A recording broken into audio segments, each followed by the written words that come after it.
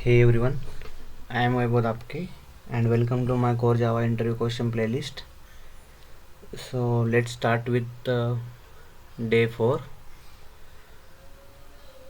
Last lecture we have seen what is package, what is default package in Java, what is import statement, do we need main method to run Java program, what are the types of Java blocks, and today we will see what is OOFs. So everyone knows Java is a object oriented programming language. So what is the meaning of object oriented programming language, or what is the meaning of object oriented programming system? OOPS is a concept which is based which is used to write a program by using classes and objects. Okay, means in object oriented programming language everything is based on classes and object only. Okay, so when I don't know you people have seen or not, in object oriented programming language everything is based on procedure. You need to write everything, or again and again you have to write the procedure for same task. So that's why in object oriented programming language everything is based on classes and objects. With the help of object we can call when you need any methods and class that you will be start with them. Okay, what are the principles of OOPS? Abstraction, encapsulation, inheritance, polymorphism. Okay, so my second question is what are the principle of OOPS? First principle is abstraction, second one is encapsulation, third one is inheritance, fourth one is polymorphism. So what is the meaning of abstraction? We will see next question number 4. Okay, so third question is what are the advantages of OOPS? With the help of OOPS, how you organize your data, how you secure your data, reusability, extensibility. I already seen now. In procedure oriented language you need to write code again and again, but with the help of OOPS your code will not need to write again and again. Okay, so that's why reusability will be there. Extensibility, re-implementation. Okay, so my next question is what is abstraction, guys? Abstraction is a process of getting required data and hiding unnecessary data. Okay, what is the meaning of abstraction, guys? It is the process of getting required data. What data you need to show user? Okay, and what data you not need to show. Okay, so our abstraction is a process of hiding the implementation detail and showing only functionality to the user. Means we already seen. Okay, means which data you need to show user and which data not need to show. Okay, ways to achieve abstraction. Okay, how many ways you can achieve the abstraction in Java? There are two types. Okay, one is abstract class and second one is interface. With the help of abstract class we are achieve 0 to 100%, but when we see in interface we will achieve our 100% abstraction there. Okay, so we will see next or next we will see next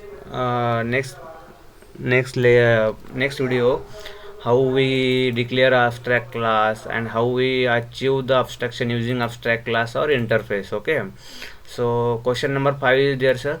What is encapsulation? Encapsulation, it is a process of wrapping or binding or grouping related variables and method in a single container. Means what, sir? You just need to create a one class. With the help of that class you will contain your variables and method. Okay, so my next question is what is class? Class is a user defined reference type data type which consists of variables and method. So what is the meaning of class, sir? Let's see in example directly. Class, my class name is student. Okay, and inside student I just declare two variable. One is int roll number. Okay, int roll number is equals to 10, and second one is string name is equals to suppose Vaibhav. Okay, Vaibhav. Okay, so what is the meaning of class? Class consists variables and method. Simply we can say, or class consists variables class consists variables and methods, sir. Okay, so we can declare another method is here, sir. Just suppose we will write void display, sir. Okay, void display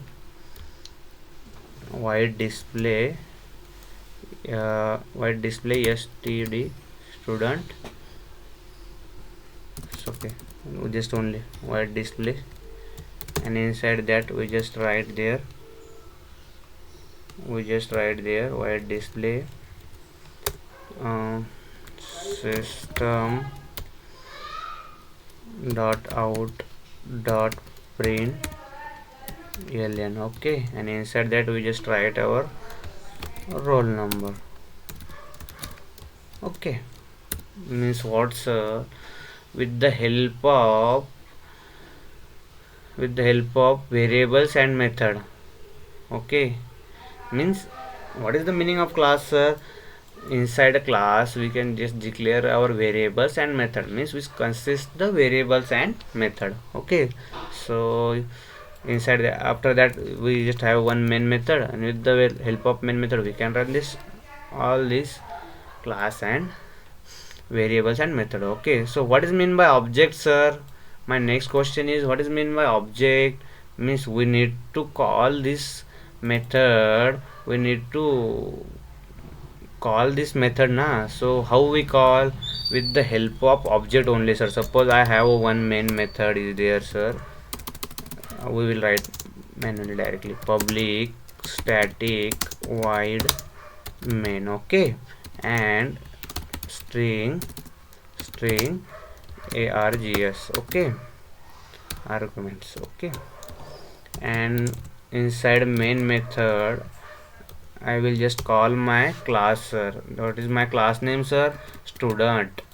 I will create one object of my class student. Yes is equals to new student. Okay, and with the help of my object I will call to whom, sir? My display method. Okay, this is my object, sir. Which, sir? Yes. How I create an object, sir? With the help of student class. This is my student class name, object name is equals to new keyword, sir. Okay, with how I create an object, sir? With the help of new keyword, and what I just call to my display method. Okay, so are you understand what is the meaning of object? Object is the instance of class. Instance means allocating the sufficient memory space for instance variable. What I did, sir, here I just called my method. Okay, I called to my method and creating a space for whom, sir? This my method and this variables, for these variables and methods. Okay, so thank you guys, this is our today's session, and please like, subscribe, and see full video. Watch full video. Okay, thank you.